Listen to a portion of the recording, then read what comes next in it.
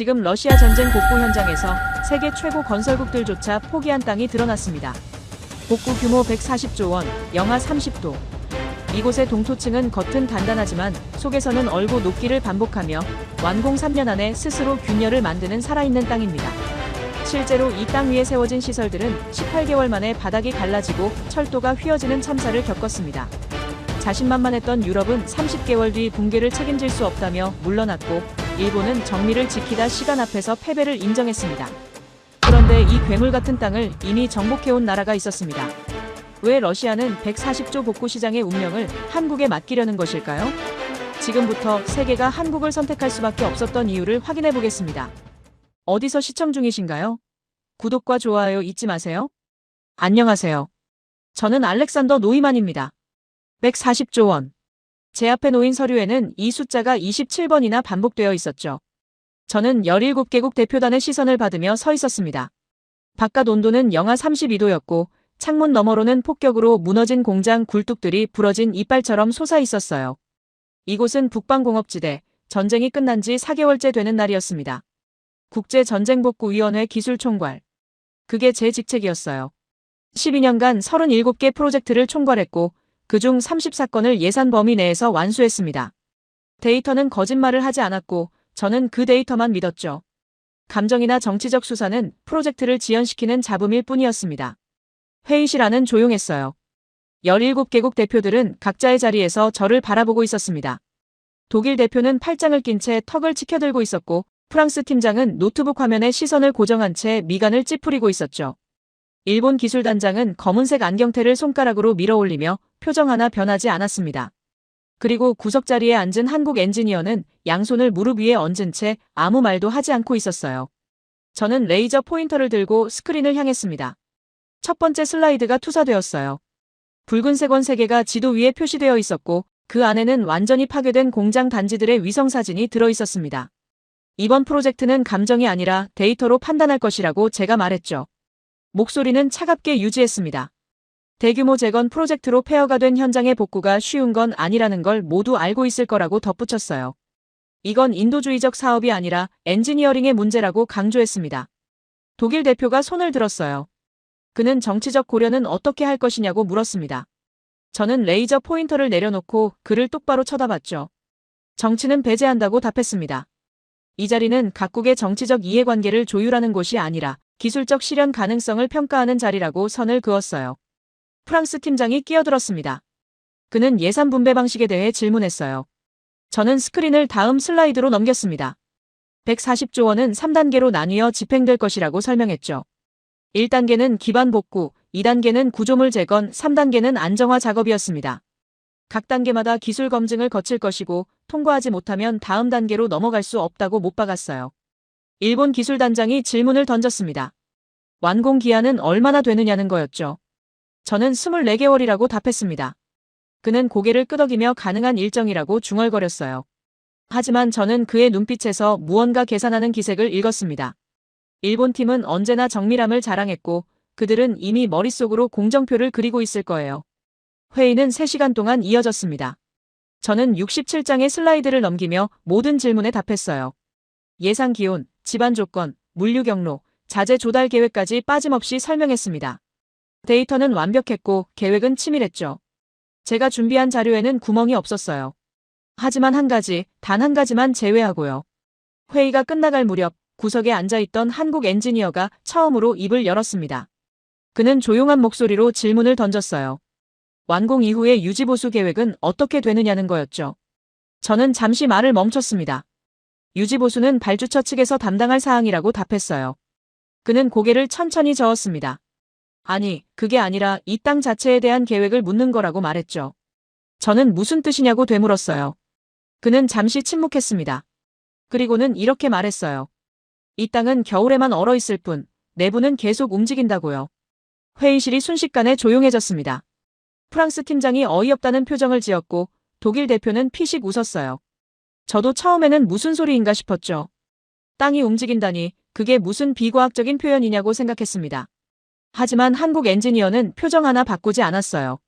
그는 서류 가방에서 두꺼운 파일을 꺼냈습니다. 그 안에는 오래된 흑백 사진들과 손으로 쓴 관측 기록들이 빼곡히 들어있었죠. 그는 그걸 테이블 위에 조용히 올려놓았습니다. 저는 그 서류를 집어들었어요. 첫 페이지에는 30년 전 이곳에 세워졌던 소련 공장의 사진이 있었습니다. 완공 당시에는 멀쩡했던 건물이었죠. 하지만 18개월 뒤 찍힌 사진에서는 바닥 전체에 거미줄처럼 균열이 퍼져 있었어요. 3년 뒤 사진에서는 건물 한쪽이 완전히 기울어져 있었습니다. 다음 페이지에는 일본 기업이 1990년대에 세운 물류센터 사진이 있었어요. 역시 완공 24개월 만에 기초부터 갈라지기 시작했다는 기록이 첨부되어 있었습니다. 그 다음은 독일 기업의 제철소였어요.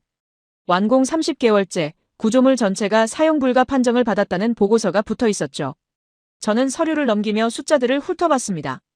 15개월, 18개월, 24개월, 30개월. 모두 완공 이후 3년 이내에 치명적인 손상이 발생했다는 기록들이었어요. 제 손끝이 미세하게 떨렸습니다. 이건 제가 준비한 67장의 슬라이드 어디에도 없는 데이터였죠. 한국 엔지니어가 다시 입을 열었어요. 이 지역은 동토층 지대라고 설명했습니다. 표면은 얼어있지만 지하 깊은 곳에서는 계절에 따라 얼고 녹기를 반복한다고요. 그 과정에서 땅이 부풀어 올랐다가 가라앉기를 반복하는데 그 주기가 몇 년에 걸쳐 천천히 진행된다고 했습니다. 겨울에는 모든 게 단단해 보이지만 완공 후 첫 여름이 지나면서부터 문제가 시작된다고 했어요. 그리고 23년이 지나면 누적된 변형이 임계점을 넘어선다고 말했죠.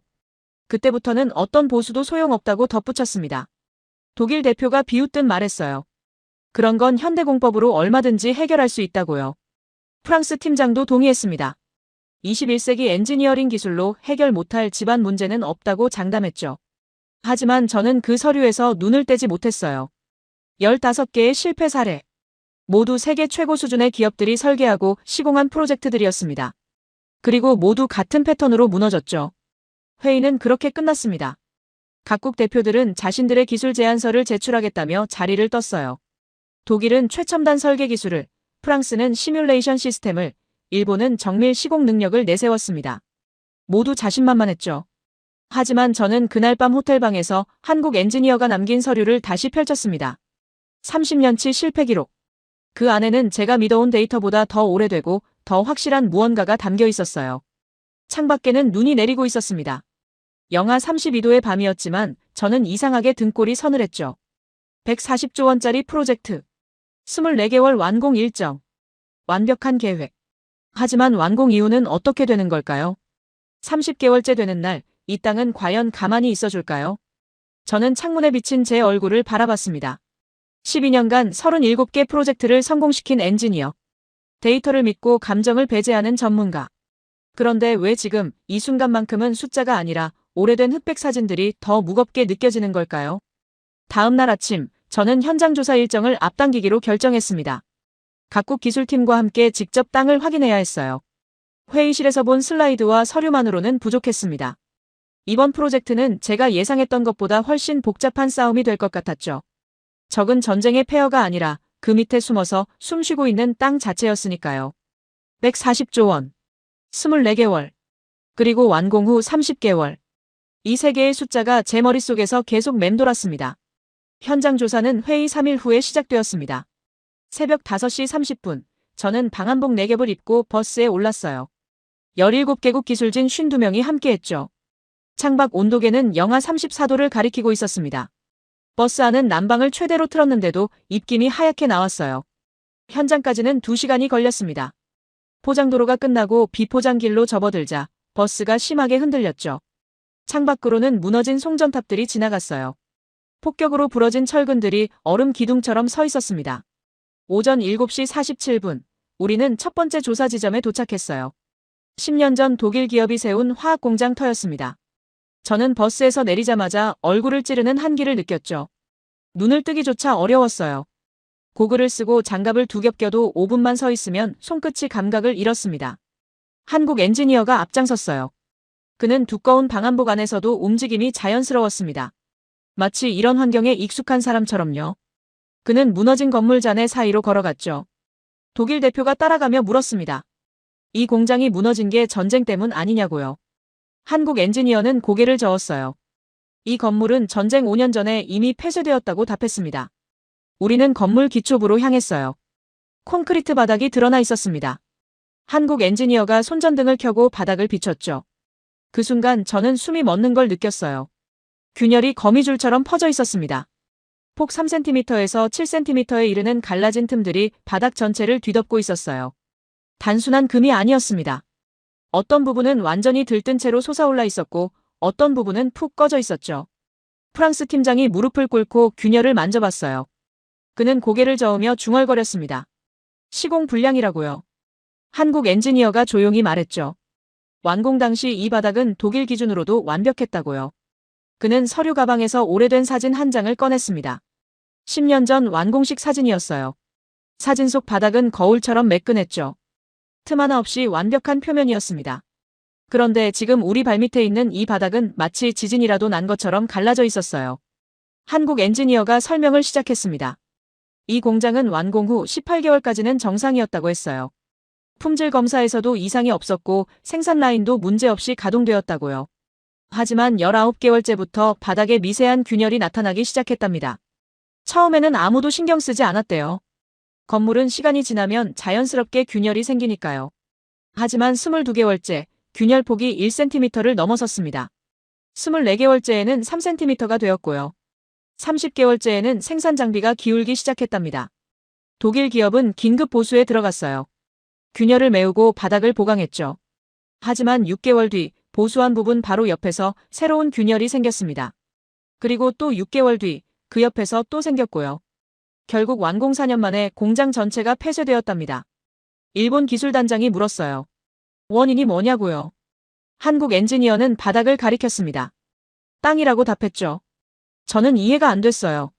땅은 그냥 땅인데 어떻게 완공 후에 건물을 파괴할 수 있냐고 물었습니다. 한국 엔지니어가 저를 똑바로 쳐다봤어요. 그의 눈빛은 차가웠습니다. 이 땅은 얼어있지만 죽어있지 않다고 말했습니다. 우리는 두 번째 조사 지점으로 이동했어요. 15년 전 일본 기업이 세운 물류센터 터였습니다. 여기는 독일 공장보다 상태가 더 심각했죠. 건물 한쪽 벽이 완전히 무너져 있었고 바닥은 파도처럼 물결쳐 있었어요.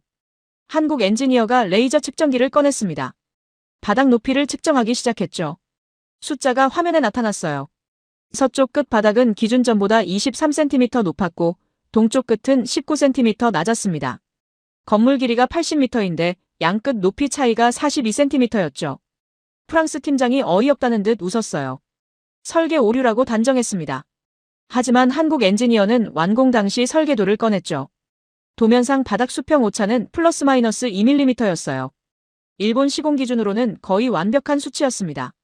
그럼 어떻게 42cm나 틀어진 거냐고 제가 물었어요. 한국 엔지니어가 땅을 가리켰습니다. 땅이 움직였기 때문이라고 답했죠. 우리는 세 번째 지점으로 갔습니다.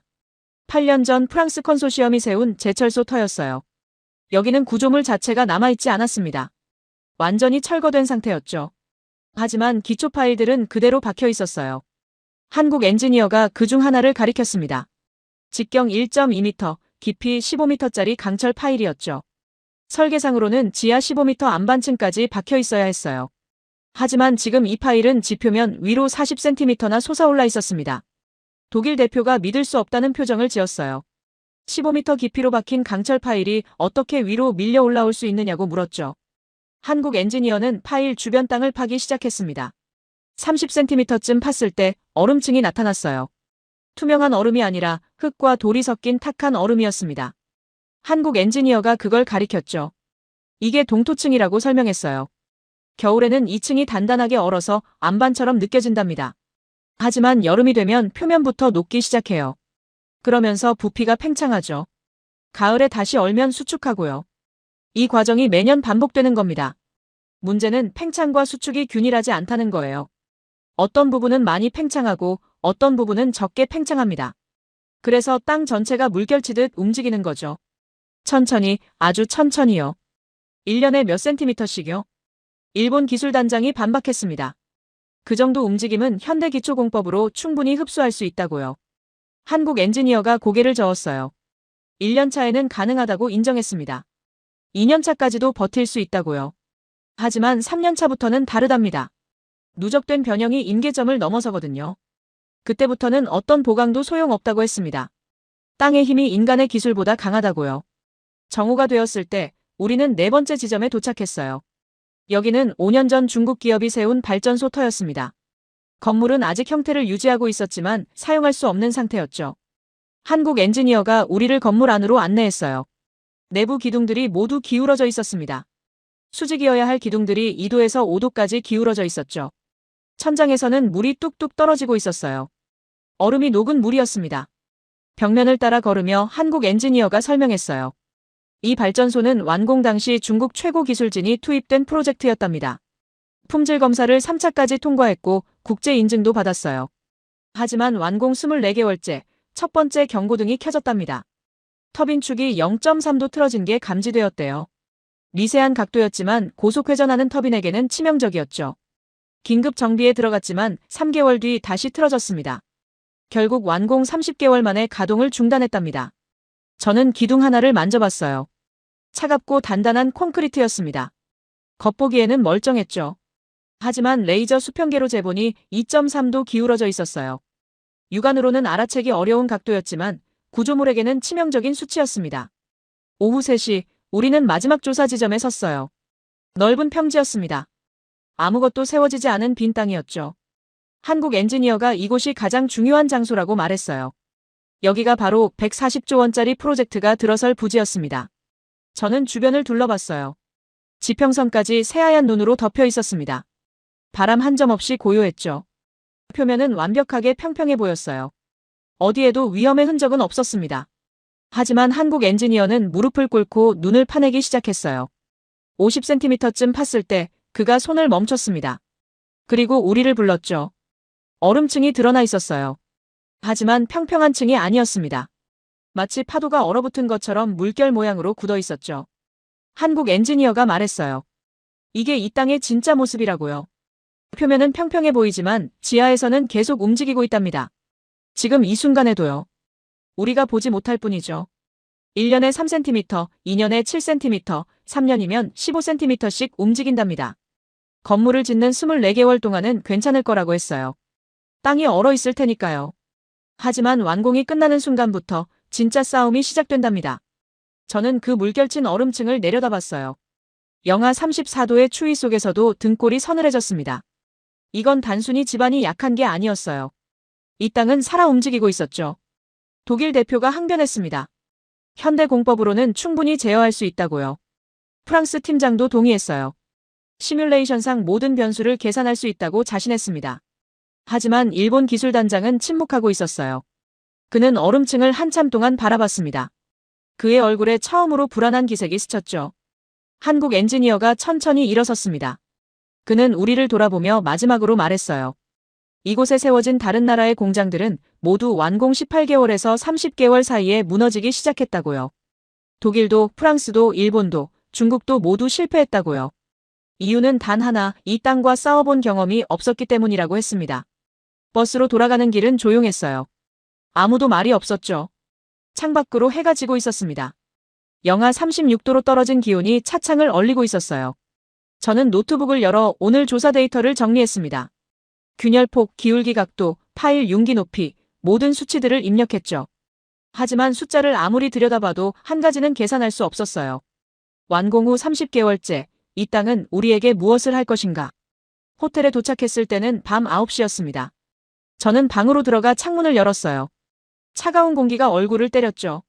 저 멀리 어둠 속에서 우리가 조사했던 폐허들이 보였습니다. 독일의 자신감, 프랑스의 이론, 일본의 정밀함, 중국의 규모. 모두 이 땅 앞에서는 무너졌어요. 그렇다면 이번에는 달라질 수 있을까요? 140조 원을 쏟아붓는다고 해서 이 살아 움직이는 땅을 이길 수 있을까요? 저는 오늘 본 물결친 얼음층을 떠올렸습니다. 평화롭게 보이지만 속으로는 끓어오르는 바다처럼 이 땅도 지금 이 순간 우리를 기다리고 있는 거겠죠. 완공이 끝나는 순간부터 공격이 시작될 거라는 그 말이 계속 귓가에 맴돌았습니다.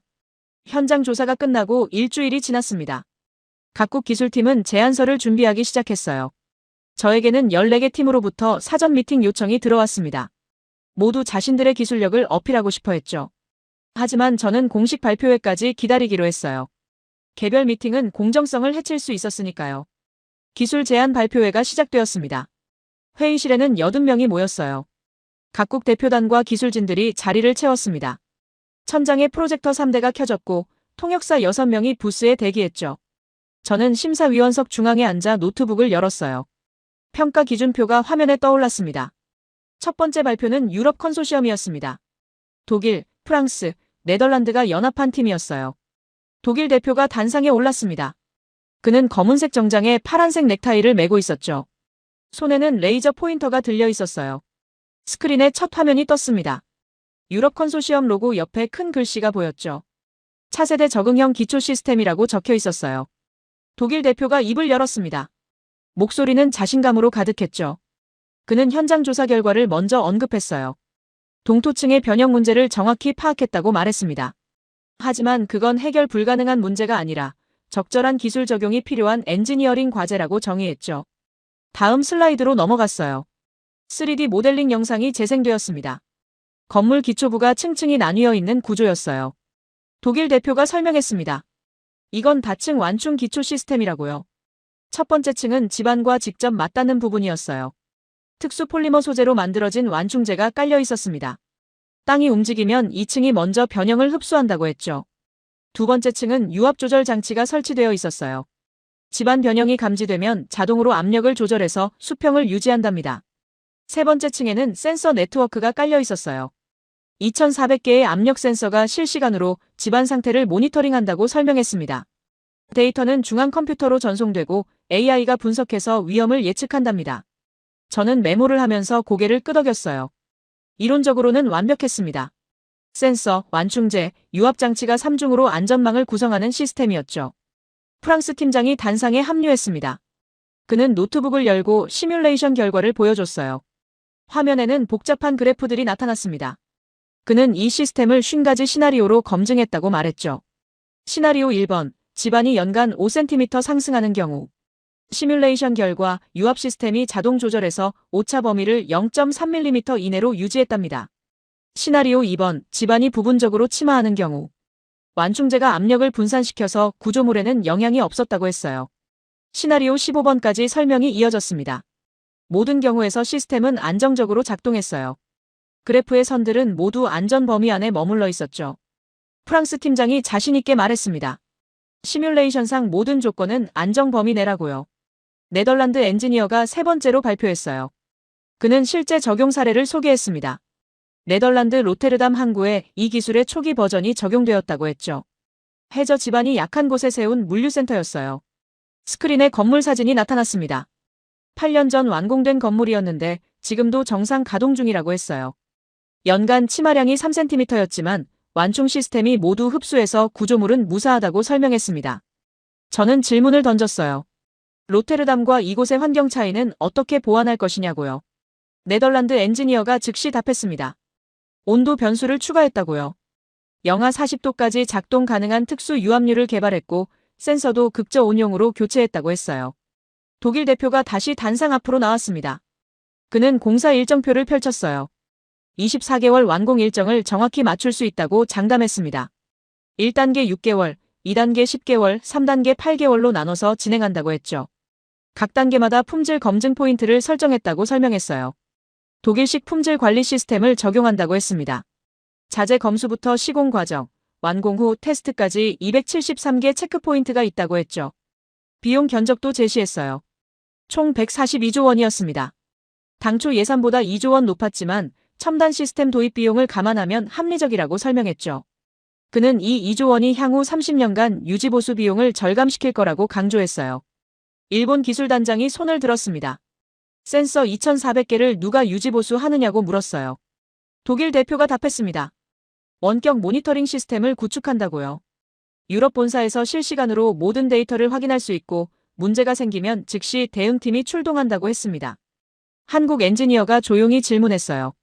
센서가 고장나면 어떻게 하느냐고요. 독일 대표는 잠시 멈칫했습니다. 그리고는 센서 자체에도 이중화 시스템이 적용되어 있다고 답했죠. 하나가 고장 나도 백업 센서가 작동한다고 했어요. 한국 엔지니어가 다시 물었습니다. 백업 센서도 고장 나면요? 독일 대표의 표정이 굳었어요. 그는 두 센서가 동시에 고장날 확률은 0.003%라고 답했습니다. 통계적으로 무시 가능한 수준이라고 했죠. 저는 그 대화를 들으며 미묘한 감정을 느꼈어요. 독일 대표는 모든 질문에 숫자로 답하고 있었습니다. 확률, 퍼센트, 오차 범위. 마치 과거의 저를 보는 것 같았죠. 발표가 끝나고 질의응답 시간이 주어졌습니다. 저는 가장 중요한 질문을 던졌어요. 완공 후 30개월째 상황을 시뮬레이션 했느냐고요. 프랑스 팀장이 노트북을 조작했습니다. 새로운 그래프가 나타났어요. 30개월 시점의 예측 데이터였습니다. 그래프는 여전히 안전 범위 안에 있었죠. 그는 자신있게 말했어요. 30개월은 물론이고 60개월까지도 안정적이라고요. 저는 한 가지 더 물었습니다. 과거 이곳에서 실패한 프로젝트들도 완공 당시에는 안정적이었다고 지적했어요. 문제는 예측하지 못한 변수에서 발생했다고 말했죠. 유럽 시스템은 예측 불가능한 변수에 어떻게 대응하느냐고 물었습니다. 독일 대표가 단호하게 답했어요. 그래서 AI 시스템을 도입했다고요. AI는 과거 데이터를 학습해서 패턴을 찾아낸답니다. 인간이 예측 못하는 변수도 AI가 미리 감지할 수 있다고 했죠. 회의실이 웅성거렸어요. 여러 나라 대표들이 고개를 끄덕이고 있었습니다. 유럽의 제안은 확실히 인상적이었어요.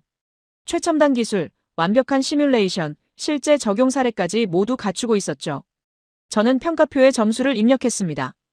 기술력 9점, 실현 가능성 8점, 비용 합리성 7점. 높은 점수였어요. 하지만 완벽하지는 않았습니다. 뭔가 석연치 않은 느낌이 남아 있었죠. 오후 2시 발표가 끝나고 휴식 시간이 주어졌어요. 저는 복도로 나와 커피를 마셨습니다. 유럽 컨소시엄 팀원들이 모여서 이야기하고 있었어요. 그들의 얼굴에는 자신감이 가득했습니다. 독일 대표가 제게 다가왔어요. 그는 악수를 청하며 말했습니다. 이번 프로젝트는 유럽 기술의 우수성을 보여줄 기회라고요. 140조 원이라는 큰 시장이지만 기술력만 있다면 충분히 해낼 수 있다고 자신했죠. 저는 고개를 끄덕였어요. 하지만 속으로는 현장에서 봤던 물결친 얼음층이 떠올랐습니다. 독일 공장 바닥의 거미줄 균열, 일본 물류센터의 42cm 낙차, 프랑스 제철소에 솟아오른 파일. 그 모든 프로젝트도 완공 당시에는 완벽했어요. 설계도 완벽했고 시공도 완벽했고 검증도 완벽했죠. 하지만 땅은 기다렸습니다. 18개월, 24개월, 30개월을 기다렸다가 공격했어요. 유럽의 센서 2,400개와 AI 시스템이 과연 그 공격을 막아낼 수 있을까요? 아니면 또다시 같은 패턴으로 무너질까요? 회의실로 돌아가는 길에 저는 한국 엔지니어와 마주쳤습니다. 그는 창밖을 바라보고 있었어요. 저는 다가가서 물었죠. 유럽의 제안을 어떻게 보느냐고요. 그는 한참 동안 침묵했습니다. 그리고는 조용히 말했어요. 완벽한 이론이라고요. 하지만 이론은 이론일 뿐이라고 덧붙였습니다. 저는 무슨 뜻이냐고 물었어요. 그가 저를 돌아봤습니다. 그의 눈빛은 차분했지만 그 안에는 뭔가 깊은 확신이 담겨 있었어요. 땅은 이론대로 움직이지 않는다고 그가 말했습니다. 센서가 아무리 많아도 AI가 아무리 똑똑해도 땅은 자기 방식대로 움직인다고요. 그게 자연이라고 했죠. 저는 되물었어요. 그럼 방법이 없다는 건가요?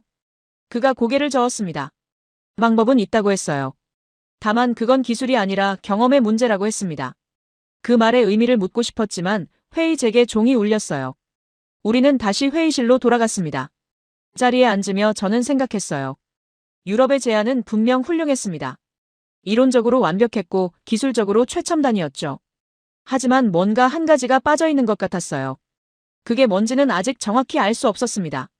하지만 현장에서 봤던 그 실패 사례들이 계속 머릿속을 맴돌았어요. 모두 완벽했던 프로젝트들이었죠. 그런데 왜 모두 같은 시기에, 같은 방식으로 무너진 걸까요? 다음 발표팀이 준비하는 동안 저는 노트북에 메모를 남겼습니다. 유럽 컨소시엄, 기술력 최상. 하지만 질문, 이론과 현실의 간극을 어떻게 메울 것인가? 센서는 땅의 모든 움직임을 감지할 수 있는가?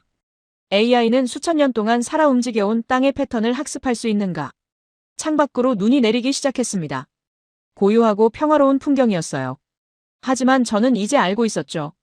저 하얀 평화 아래에서 땅은 조용히 숨을 쉬고 있다는 걸요. 그리고 완공이 끝나는 순간부터 땅의 진짜 공격이 시작될 거라는 걸요. 기술 제안 발표회가 끝나고 3일이 지났습니다. 저는 유럽 컨소시엄에게 추가 자료를 요청했어요. 완공 후 장기 유지 보수 계획서였습니다. 그들은 48시간 안에 제출하겠다고 답했죠. 자신감 있는 대답이었어요. 자료가 도착했습니다. 두께 327페이지짜리 보고서였어요. 저는 사무실 책상에 앉아 첫 페이지를 펼쳤습니다. 창밖으로는 여전히 눈이 내리고 있었죠. 보고서는 완벽하게 정리되어 있었어요. 목차부터 결론까지 빈틈이 없었습니다. 1장은 시스템 개요, 2장은 유지보수 매뉴얼, 3장은 비상대응 절차였죠. 4장에는 30년 장기 계획이 담겨 있었어요. 저는 4장을 먼저 펼쳤습니다. 여기에 제가 궁금한 답이 있을 거라고 생각했거든요. 표가 나왔어요. 1년차부터 30년차까지의 예상 시나리오가 정리되어 있었습니다. 1년차 시스템 안정화 기간, 센서 정밀 조정 및 AI 학습 단계, 2년차 정상 운영 단계, 분기별 정기 점검 실시, 3년차 첫 번째 주요 점검, 모든 센서 교체 및 유압 시스템 오버홀. 저는 3년차 항목에서 손을 멈췄어요. 모든 센서 교체라는 문구가 눈에 들어왔습니다. 2,400개 센서를 전부 교체한다는 뜻이었죠. 저는 계산기를 꺼냈어요. 센서 한 개당 교체 비용이 450만 원이라고 적혀 있었습니다. 2,400개면 108억 원이었어요. 거기에 인건비와 장비 비용을 더하면 150억 원이 넘었죠. 3년마다 150억 원씩 들어간다는 계산이 나왔습니다. 저는 다음 페이지를 넘겼어요. 5년차 계획이 나왔습니다. 완충제 부분 교체. 10년차에는 완충제 전체 교체. 15년차에는 유압 시스템 전체 교체가 예정되어 있었어요. 각 항목마다 비용이 책정되어 있었습니다. 5년차 80억, 10년차 320억, 15년차 580억. 저는 30년치를 모두 더해봤어요. 총 2,840억 원이었습니다. 초기 건설비가 142조 원인데 30년간 유지보수에 2,840억이 추가로 든다는 뜻이었죠. 건설비의 2%였어요. 나쁘지 않은 비율이었습니다. 하지만 문제는 숫자가 아니었어요. 저는 보고서 중간쯤에서 작은 주석 하나를 발견했습니다. 각주 번호 47번이었어요. 본문에는 이렇게 적혀 있었죠. 상기 유지보수 계획은 집안 변형이 예측 범위 내에서 발생할 경우를 가정한 것임. 저는 각주를 찾아 페이지를 넘겼습니다. 하단에 작은 글씨로 설명이 있었어요. 예측 범위는 연간 집안 변형 5cm 이내, 국부 치마 3cm 이내, 융기 2cm 이내로 정의함. 이 범위를 초과할 경우 추가 대응 방안이 필요함. 저는 책상 서랍을 열었습니다. 현장 조사 때 받았던 한국 엔지니어의 자료가 들어있었어요. 과거 실패 사례들의 기록이었죠. 저는 독일 공장 사례를 다시 펼쳤습니다. 19개월째 첫 균열 발생. 폭 0.8mm. 22개월째 균열폭 1.2cm로 확대. 24개월째 3.1cm. 30개월째 7.4cm. 숫자들이 선명하게 적혀 있었어요. 그리고 36개월째 기록이 있었습니다. 건물 서쪽 구역 집안 치마 18cm, 동쪽 구역 융기 1:1cm. 유럽이 설정한 예측 범위를 훨씬 벗어난 수치였죠. 저는 노트북을 열고 독일 대표에게 이메일을 보냈어요. 예측 범위를 벗어나는 상황에 대한 대응 방안을 구체적으로 제시해달라고 요청했습니다. 다음 날 오전 답장이 왔습니다. 화상회의를 요청하는 내용이었어요. 오후 3시에 온라인으로 만나기로 했죠. 정확히 3시 화면에 독일 대표의 얼굴이 나타났습니다. 그 옆에는 프랑스 팀장과 네덜란드 엔지니어가 앉아 있었어요. 세 사람의 표정이 평소와 달랐습니다. 긴장한 기색이 역력했죠. 저는 단도직입적으로 물었어요. 예측 범위를 초과하는 집안 변형에 대한 대책이 무엇이냐고요. 독일 대표가 잠시 망설이다가 입을 열었습니다. 추가 센서를 설치할 수 있다고 했어요. 2,400개에서 3,600개로 늘린다는 거였죠. 저는 고개를 저었습니다. 센서를 늘리는 게 해결책이 아니라고 말했어요. 감지는 할 수 있어도 막을 수는 없지 않느냐고 되물었죠. 프랑스 팀장이 끼어들었습니다. 유압 시스템의 용량을 키울 수 있다고 했어요. 현재 설계보다 50% 더 강한 유압을 쓰면 큰 변형도 제어할 수 있다고요. 저는 비용을 물었습니다. 그가 계산기를 두드렸어요. 초기 투자비가 18조 원 추가된다고 답했습니다. 142조에서 160조로 올라가는 거였죠. 저는 다시 물었어요. 그래도 30개월 이후를 보장할 수 있느냐고요. 화면 속 세 사람이 서로를 쳐다봤습니다. 침묵이 흘렀어요. 10초, 20초, 30초. 긴 침묵이었죠. 네덜란드 엔지니어가 조심스럽게 입을 열었습니다. 솔직히 말하면 보장은 어렵다고 했어요. 로테르담 사례는 해저 지반이었고 온도 변화가 적었다고요. 하지만 이곳은 연간 온도 차이가 70도가 넘는다고 했습니다. 여름에는 영상 30도, 겨울에는 영하 40도. 이런 극한 환경에서 동토층이 어떻게 반응할지는 시뮬레이션만으로는 완벽히 예측할 수 없다고 인정했어요. 저는 핵심을 찔렀습니다. 그럼 30개월 이후에도 안전하다고 확신할 수 있느냐고 물었죠. 독일 대표가 화면을 응시하며 대답했어요. 지금 계산대로라면 30개월 15일째 되는 날 첫 균열이 시작될 가능성이 있다고 했습니다. 확률은 34%라고요. 하지만 그 이유를 우리는 책임질 수 없다고 덧붙였습니다. 저는 되물었어요. 책임질 수 없다는 게 무슨 의미냐고요. 프랑스 팀장이 답했습니다. 30개월 이후부터는 변수가 너무 많다고 했어요. 센서가 감지하는 것과 실제 땅의 움직임 사이에 시간차가 생긴다고요. AI가 패턴을 학습하려면 최소 2년치 데이터가 필요한데 그 2년 동안 땅은 이미 임계점을 넘어설 수 있다고 했습니다. 그때부터는 사후 대응밖에 못한다고 인정했죠. 저는 책상 위에 자료를 집어들었어요. 과거 실패 사례들이었습니다. 모두 30개월 전후에 치명적인 손상이 발생했다고 말했죠. 유럽의 시스템도 결국 같은 패턴을 벗어날 수 없는 게 아니냐고 지적했어요. 독일 대표의 얼굴이 굳었습니다. 그는 한숨을 내쉬었어요. 그리고는 솔직하게 말했습니다. 우리가 할 수 있는 건 초기 24개월 동안 완벽하게 짓는 것뿐이라고요. 그 이유는 운영자의 관리 역량에 달렸다고 했습니다. 저는 고개를 저었어요. 140조 원을 투자하는 프로젝트인데 완공 2년 반 뒤부터는 운에 맡긴다는 건 말이 안 된다고 했죠. 발주처를 납득시킬 수 없는 답변이라고 지적했습니다. 화면 속 세 사람이 다시 침묵했어요. 이번에는 더 길었습니다. 1분이 넘게 아무도 입을 열지 않았죠. 프랑스 팀장이 조용히 말했습니다.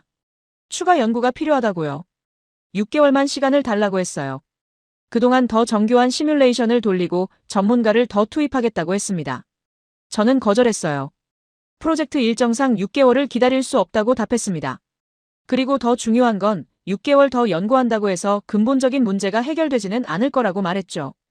독일 대표가 화면에서 뒤로 물러났습니다. 그는 두 손으로 얼굴을 감쌌어요. 한참을 그렇게 있다가 고개를 들었습니다. 그의 눈빛에는 체념이 담겨 있었어요. 그가 말했습니다. 우리가 과신했다고요. 기술로 모든 걸 해결할 수 있다고 생각했다고 했어요.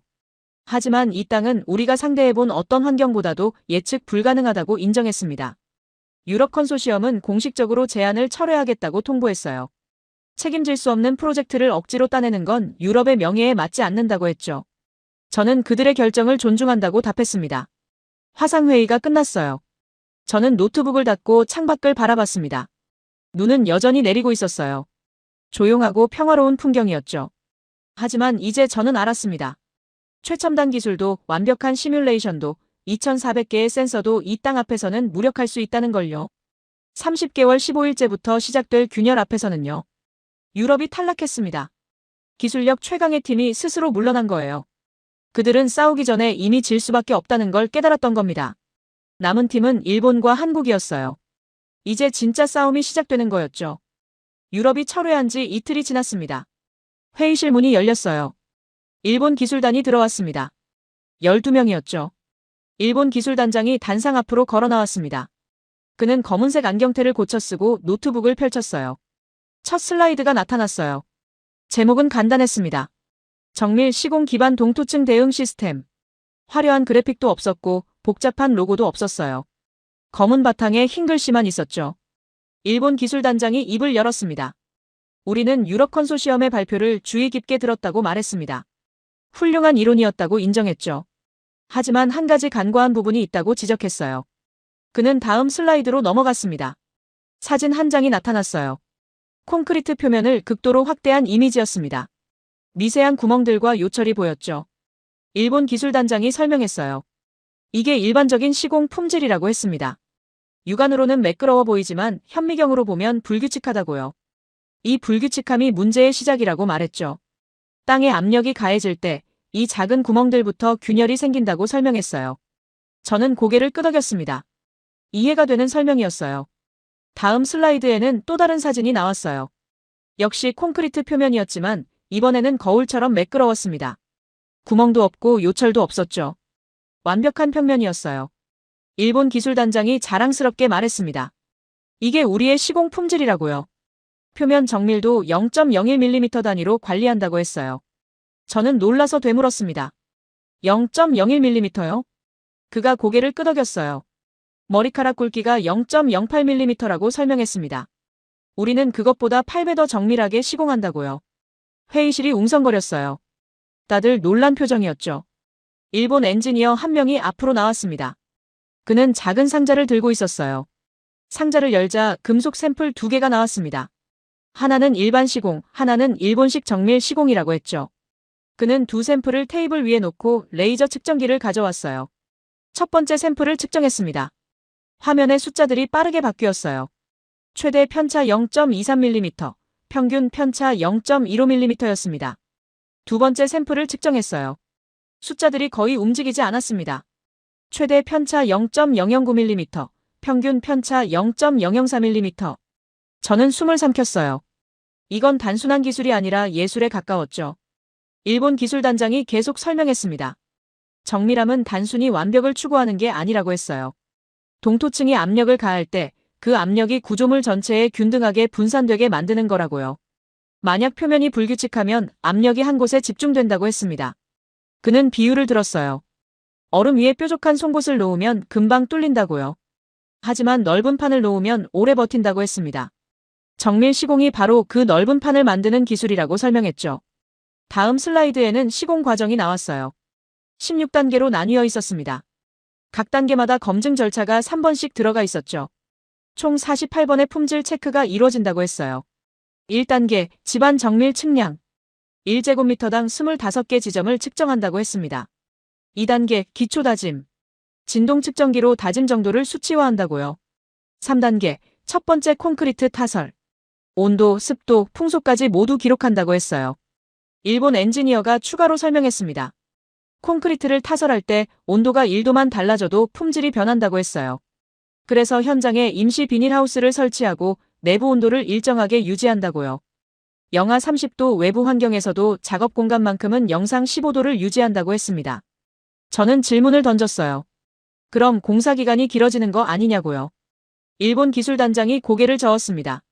오히려 빠르다고 답했어요. 정밀하게 시공하면 재작업이 없다고 설명했습니다. 한 번에 완벽하게 끝내니까 전체 공정은 더 빠르다고요. 과거 일본 기업들이 도쿄 지하철을 건설할 때 증명된 방식이라고 덧붙였죠. 또 다른 일본 엔지니어가 발표를 이어받았어요. 그는 품질 관리 시스템을 소개했습니다. 모든 시공 데이터가 실시간으로 기록된다고 했어요. 어느 지점에, 언제, 누가, 어떤 조건에서 작업했는지 모두 남는다고요. 만약 나중에 문제가 생기면 그 지점의 시공 기록을 즉시 확인할 수 있다고 했습니다.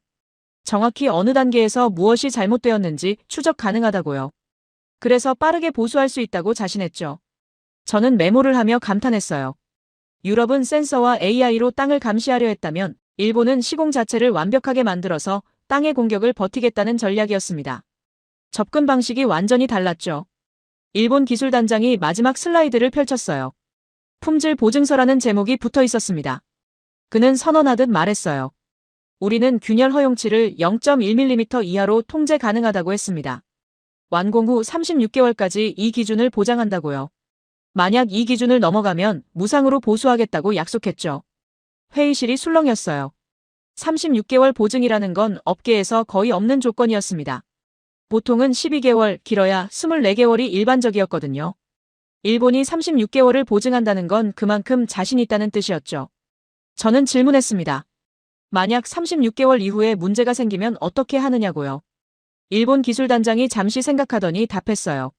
36개월까지 문제가 없었다면 그 이후에도 문제가 없을 거라고 했습니다.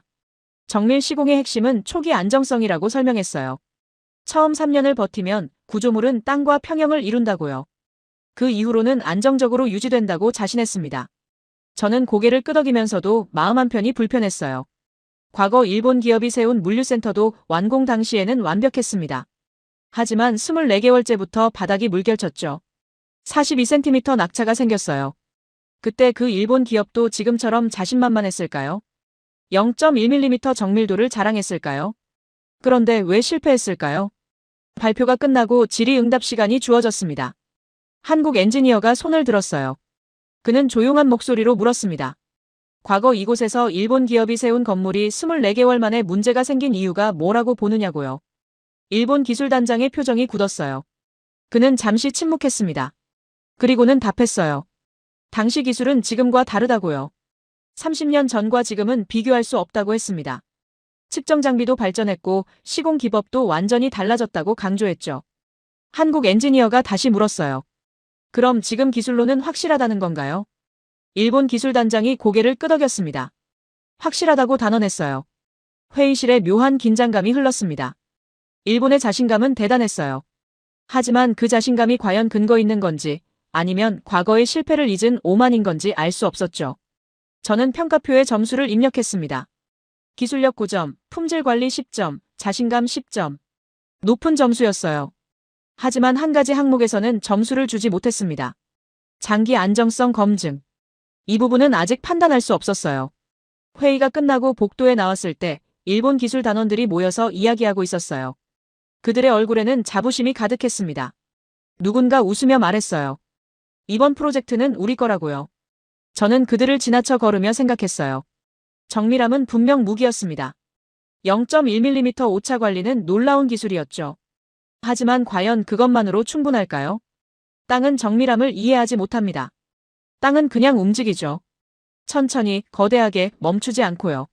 창밖으로 눈이 그쳤어요. 하늘이 개이고 있었습니다. 저 멀리 지평선이 보였죠. 평화로운 풍경이었어요.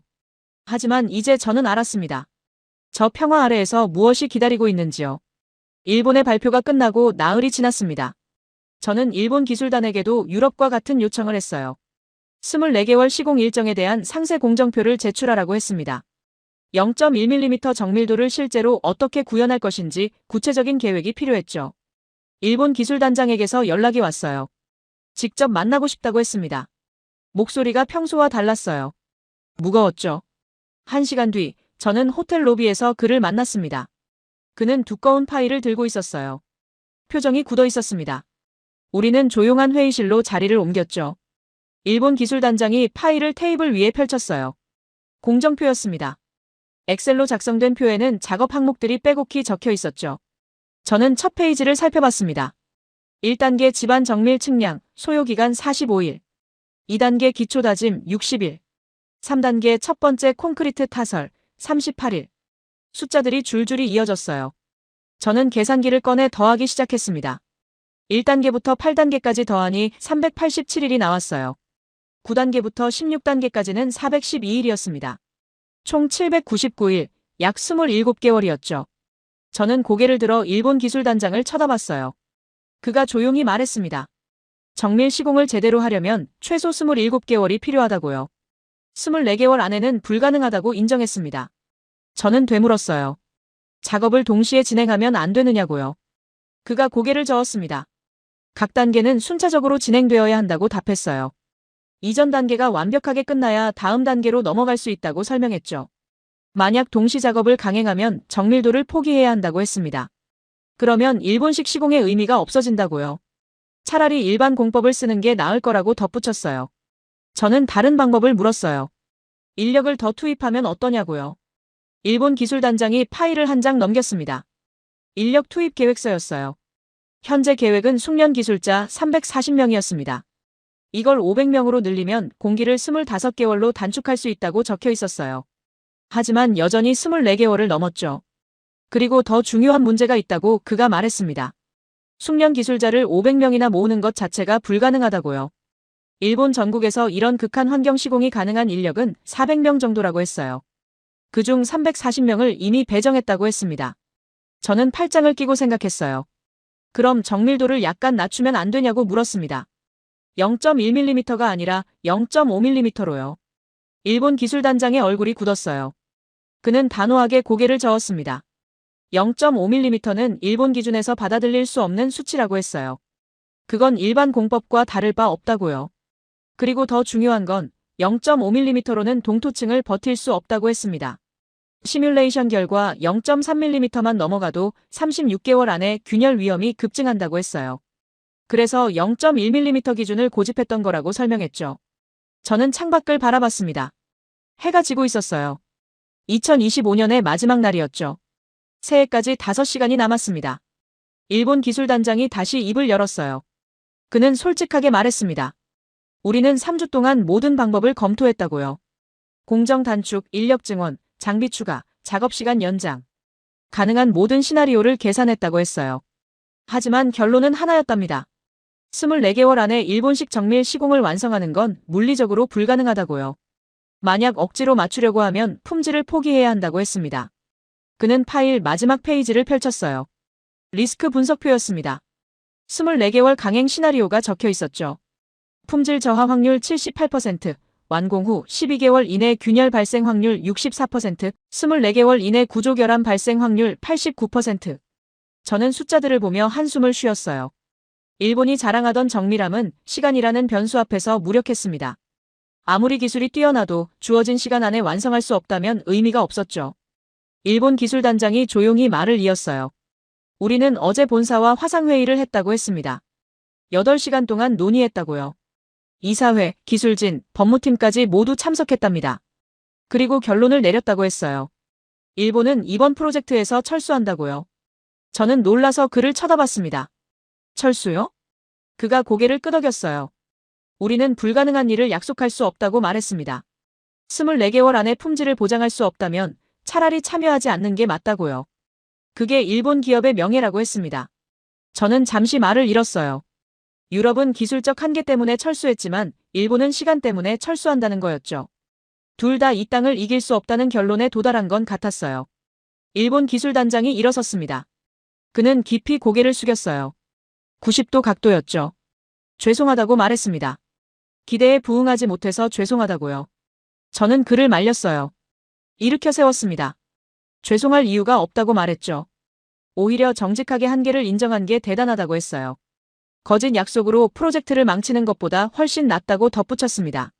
그가 고개를 들었어요. 눈가가 붉어져 있었습니다. 그는 떨리는 목소리로 말했습니다. 주어진 시간 안에 이 땅의 변수를 제어하는 건 불가능합니다. 우리가 가진 모든 기술을 동원해도요. 저희가 패배를 인정합니다. 그 말에는 체념이 아니라 결단이 담겨 있었어요. 일본은 싸워보기도 전에 포기한 게 아니었습니다. 3주 동안 모든 가능성을 검토한 끝에 내린 결론이었죠. 저는 악수를 청했어요. 일본 기술단장이 제 손을 잡았습니다. 그의 손은 차가웠지만 악력은 강했어요. 우리는 잠시 말없이 서 있었습니다. 그가 마지막으로 말했어요. 한국팀에게 조언 하나 해도 되겠냐고요. 저는 고개를 끄덕였습니다. 그는 진지하게 말했습니다. 정밀함만으로는 안 된다고요. 속도만으로도 안 된다고요. 이 땅을 상대하려면 완전히 다른 접근이 필요하다고 했어요. 그게 뭔지는 자기도 모르겠지만 분명 지금까지와는 다른 무언가일 거라고 했습니다.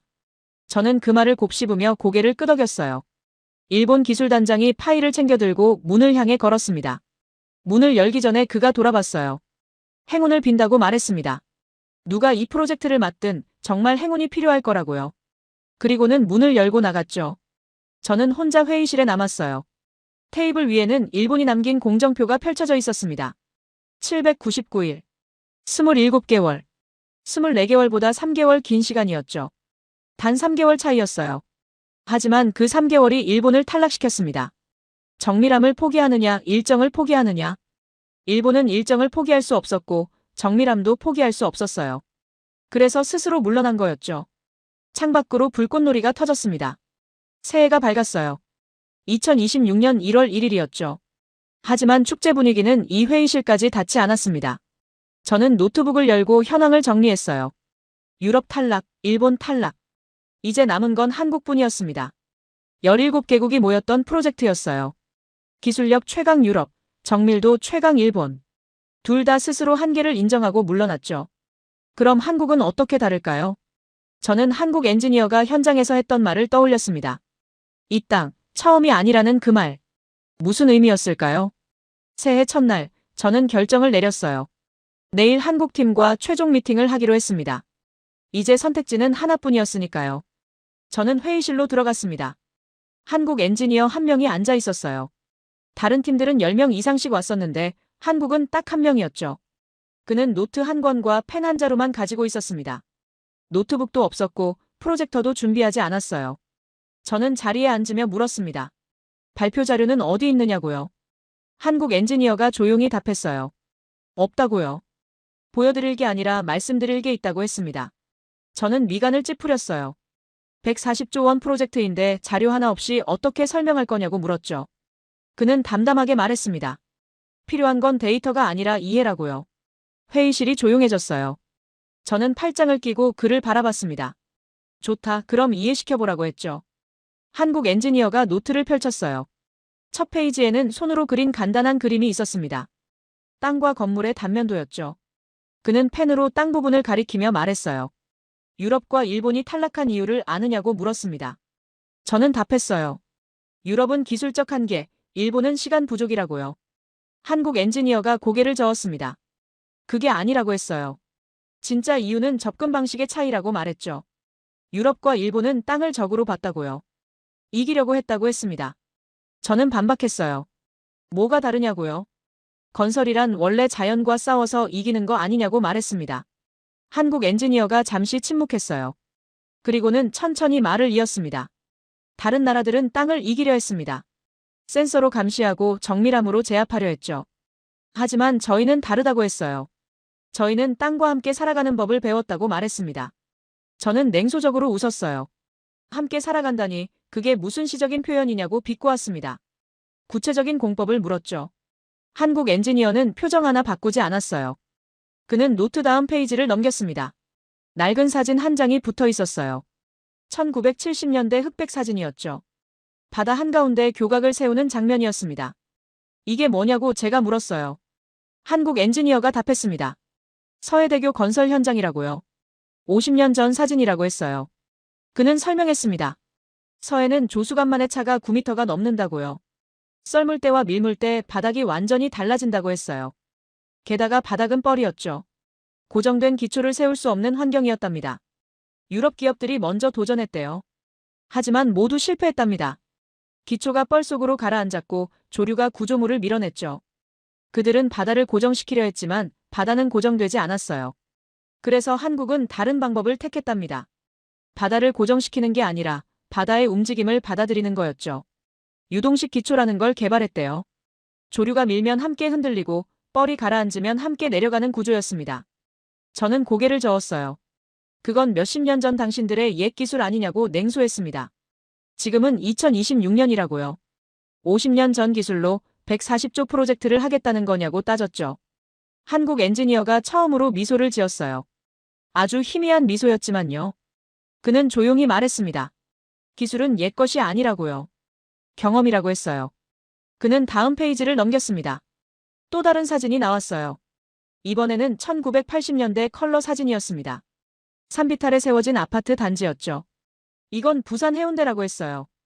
경사 38도 산비탈에 세운 건물이라고 설명했습니다. 집안이 계속 미끄러지는 곳이었대요. 비만 오면 산사태 위험이 있었답니다. 다른 나라 기업들은 산을 깎아서 평지로 만들려 했대요. 하지만 그러면 산 전체가 무너질 위험이 있었죠. 그래서 한국은 산의 경사를 그대로 두고 그 위에 건물을 올렸답니다. 기초를 땅속 깊이 박는 게 아니라 표면에 넓게 펼쳤대요. 마치 스키를 쉬는 것처럼요. 무게를 분산시켜서 땅이 미끄러져도 건물은 함께 움직이게 만들었답니다. 40년이 지났지만 아직도 멀쩡하다고 했어요. 저는 메모를 하며 생각했어요. 흥미롭긴 했습니다. 하지만 여전히 의문이었죠. 과거 사례가 지금 동토층에도 통할까요? 한국 엔지니어가 세 번째 페이지를 펼쳤어요. 최근 사진이었습니다. 인천공항 제2터미널이라고 적혀 있었죠. 2018년 완공 사진이었어요.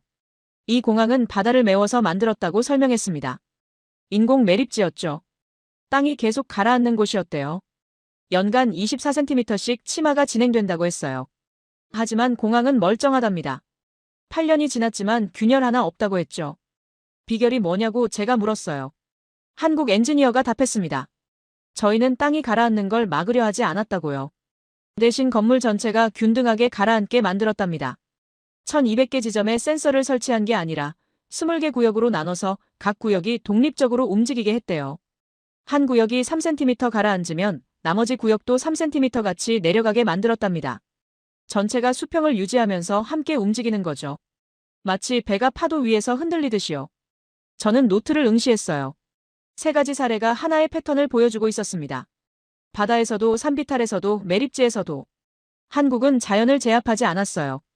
함께 움직였죠. 한국 엔지니어가 마지막으로 말했습니다. 목소리에 확신이 담겨 있었어요. 바다 밑에서도 움직이는 집안 위에서도 저희는 그래왔습니다. 이 땅, 저희는 처음이 아닙니다. 그는 노트를 덮으며 덧붙였어요. 유럽의 센서 2,400개보다 중요한 게 있다고요. 50년간 축적된 기록이라고 했습니다. 일본의 0.1mm 정밀도보다 중요한 게 있다고요. 땅의 리듬을 읽는 감각이라고 했어요. 저는 한참을 말이 없었어요. 회의실이 고요했습니다. 창밖으로는 눈발이 날리고 있었죠. 저는 질문을 던졌습니다. 그럼 24개월 안에 가능하냐고요? 한국 엔지니어가 고개를 끄덕였어요. 가능하다고 답했습니다. 정밀도는 어떻게 관리할 거냐고 물었어요. 그가 답했습니다. 정밀도가 목표가 아니라고요. 조화가 목표라고 했어요. 땅이 3cm 움직이면 건물도 3cm 움직이면 된다고요. 완공 후 30개월은 어떻게 대비할 거냐고 따졌습니다. 그가 차분히 답했어요. 30개월째부터가 진짜 시작이라고요. 그때부터 땅과 건물이 서로를 알아가는 시기라고 했습니다. 저는 더 이상 물을 게 없었어요. 유럽처럼 화려한 기술도 없었고 일본처럼 완벽한 수치도 없었습니다. 하지만 한국에게는 다른 무언가가 있었어요. 50년의 기록. 바다와 산과 매립지에서 배운 경험. 자연을 적으로 보지 않고 동반자로 본 철학. 저는 노트북을 덮었습니다. 그리고 한국 엔지니어를 똑바로 쳐다봤어요. 마지막 질문을 던졌습니다. 정말 자신 있느냐고요? 그가 눈을 마주치며 답했습니다. 자신 있다고요. 이 땅과 싸울 자신은 없지만 함께 살아갈 자신은 있다고 했습니다. 저는 천천히 고개를 끄덕였어요. 회의가 끝났습니다. 한국 엔지니어가 노트를 챙겨 들고 일어섰어요. 문을 나가기 전에 그가 말했습니다. 저희를 선택하시든 안 하시든 한 가지는 기억해 주세요. 땅은 절대 지지 않는다고요. 하지만 친구는 될 수 있다고 했습니다. 문이 닫혔어요. 저는 혼자 남아 창밖을 바라봤습니다. 눈은 여전히 내리고 있었죠. 평화롭게요. 하지만 이제 저는 알았습니다. 저 평화 속에서 답을 찾은 나라가 있다는 걸요. 한국 엔지니어와의 미팅이 끝나고 저는 사흘을 혼자 보냈습니다. 호텔방에 틀어박혀 지난 한 달의 기록을 다시 읽었어요. 140조 원 프로젝트, 17개국 기술진, 67장의 슬라이드. 모든 데이터가 제 노트북 안에 있었죠. 하지만 답은 거기에 없었습니다. 저는 잠을 이룰 수 없어서 창가에 섰어요. 밖은 영하 38도였습니다. 달빛이 눈 덮인 들판을 비추고 있었죠. 고요했어요. 너무나 고요했습니다. 저는 문득 깨달았어요. 이 고요함이 거짓이라는 걸요. 저 평화로운 설원 밑에서 땅은 지금도 숨 쉬고 있었습니다. 얼고 높고 팽창하고 수축하면서요. 유럽은 그걸 센서로 감시하려 했어요. 일본은 정밀함으로 제압하려 했죠. 하지만 둘 다 실패했습니다. 왜일까요? 저는 책상으로 돌아가 한국 엔지니어가 보여준 사진들을 다시 펼쳤어요. 서해대교 해운대, 인천공항. 50년의 기록이 거기 있었습니다. 그리고 저는 이해했어요. 한국은 이 땅과 처음 만난 게 아니었습니다. 비슷한 땅, 비슷한 조건에서 이미 수십 년을 살아왔던 거죠. 바다도 움직였고 산도 미끄러졌고 매립지도 가라앉았어요. 하지만 그들은 포기하지 않았습니다. 대신 배웠죠. 움직임을 받아들이는 법을요. 함께 흔들리는 법을요. 저는 12년간 37개 프로젝트를 성공시켰어요. 모두 데이터로 해결했습니다. 하중 계산, 응력 분석, 시뮬레이션. 숫자가 답이었죠. 하지만 이번은 달랐어요. 이번에는 숫자만으로 풀 수 없는 문제였습니다. 30개월 15일째 시작될 균열. 그건 계산으로 예측할 수 있어도 막을 수는 없었어요. 저는 국제전쟁복구위원회 본부에 화상 보고를 했습니다. 위원장과 7명의 이사가 화면에 나타났어요. 위원장이 물었습니다. 최종 선택을 했느냐고요? 저는 고개를 끄덕였습니다. 했다고 답했어요. 한국이냐고 위원장이 물었죠. 저는 잠시 침묵했습니다. 그리고 천천히 말했어요. 예, 하지만 이유가 다르다고요. 이사 한 명이 끼어들었어요. 무슨 뜻이냐고 물었습니다. 저는 화면을 똑바로 쳐다보며 설명했습니다. 처음에 저는 이 프로젝트가 기술 경쟁이라고 생각했어요. 가장 앞선 기술을 가진 팀이 이길 거라고 믿었죠. 그래서 유럽의 센서 시스템에 감탄했고 일본의 정밀도에 놀랐습니다. 하지만 틀렸다고 말했어요. 이건 기술 경쟁이 아니었다고요. 그럼 뭐냐고 위원장이 물었습니다. 저는 깊이 숨을 들이마셨어요. 그리고 답했습니다. 이건 경험의 문제였다고요. 회의실이 조용해졌어요. 이사들이 서로를 쳐다봤습니다. 저는 계속 말을 이었어요. 유럽은 기술력이 최고였습니다. AI와 센서로 모든 걸 제어할 수 있다고 자신했죠. 하지만 30개월 이후를 책임질 수 없었어요. 시뮬레이션에 없는 변수를 만났을 때 그들에게는 대응할 방법이 없었습니다. 일본은 정밀도가 최고였어요. 0.1mm 오차 관리는 경이로운 기술이었죠. 하지만 24개월이라는 시간 안에 그 완벽함을 구현할 수 없었습니다. 그들은 품질을 포기할 수 없었고 결국 스스로 물러났어요. 그런데 한국은 달랐다고 말했습니다. 그들은 최첨단 기술도 없었고 완벽한 정밀도도 없었어요. 하지만 그들에게는 50년의 기록이 있었죠. 바다 밑에서 산비탈에서 매립지에서 움직이는 땅 위에서 건물을 세우고 유지해온 경험이요.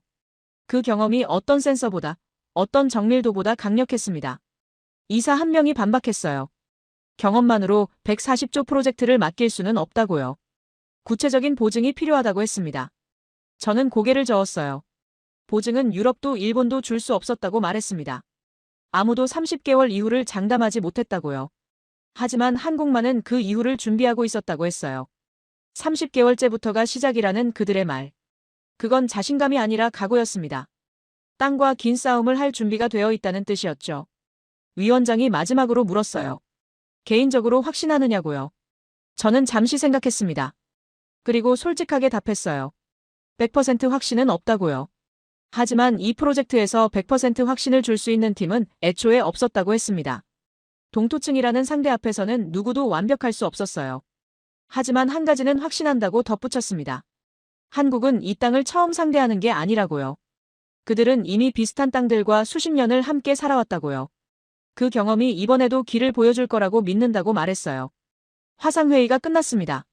최종 결정이 내려졌어요. 한국이 선정되었습니다. 플래시가 터졌어요. 기자들이 일제히 카메라를 들이댔습니다. 저는 준비한 원고를 펼쳤어요. 하지만 읽지 않았습니다. 대신 제 말로 이야기했어요. 이번 계약은 한국이 남아서 따낸 게 아니라고 말했습니다. 움직이는 땅 위에서 살아남은 유일한 나라였기 때문이라고요. 유럽의 센서 2,400개도 훌륭했고 일본의 0.1mm 정밀도도 경이로웠다고 인정했어요. 하지만 이 프로젝트에 필요한 건 최첨단 기술이 아니었다고 말했습니다. 필요했던 건 경험이었다고요. 바다가 밀어내도 무너지지 않는 법. 산이 미끄러져도 함께 내려가는 법. 땅이 가라앉아도 수평을 유지하는 법. 한국은 그 모든 걸 이미 해왔다고 설명했어요. 이것은 기술의 승리가 아니라고 선언했습니다. 인류가 땅과 싸워온 수천 년의 기록, 즉 경험의 승리라고 말했죠. 기자 한 명이 손을 들었어요. 그는 물었습니다. 그럼 한국은 이 프로젝트를 성공시킬 수 있다고 보느냐고요. 저는 잠시 망설였어요. 그리고 정직하게 답했습니다. 성공을 완공으로 정의한다면 24개월 안에 가능할 거라고 했어요. 하지만 진짜 성공은 그 이후라고요. 30개월, 60개월, 120개월. 그 긴 시간 동안 땅과 함께 살아가는 것. 그게 진짜 성공이라고 말했습니다. 그리고 한국은 그럴 준비가 되어 있다고 덧붙였어요. 왜냐하면 그들은 이미 해왔으니까요. 기자회견이 끝나고 저는 혼자 호텔로 돌아왔습니다. 창밖으로 해가 지고 있었어요. 붉은 노을이 눈 덮인 들판을 물들이고 있었죠. 저는 노트북을 열어 최종 보고서를 작성했습니다. 12년 경력의 기술 총괄로서 마지막 결론을 적었어요. 데이터는 중요합니다. 기술은 필수입니다. 하지만 그것만으로는 부족한 순간이 있습니다. 인간이 자연과 맞서온 긴 역사, 그 속에서 축적된 경험이 때로는 가장 강력한 무기가 됩니다. 한국의 선정은 단순한 계약이 아닙니다. 이것은 인류가 움직이는 땅 위에서 어떻게 살아남아야 하는지 그 오래된 지혜를 인정하는 결정입니다. 저는 보고서를 저장하고 창밖을 바라봤어요. 어둠이 내리고 있었습니다. 하지만 두렵지 않았어요. 140조 원, 24개월, 그리고 그 이후의 긴 여정. 이제 시작입니다. 움직이는 땅과의 전쟁이 아니라 함께하는 삶이 시작되는 거죠.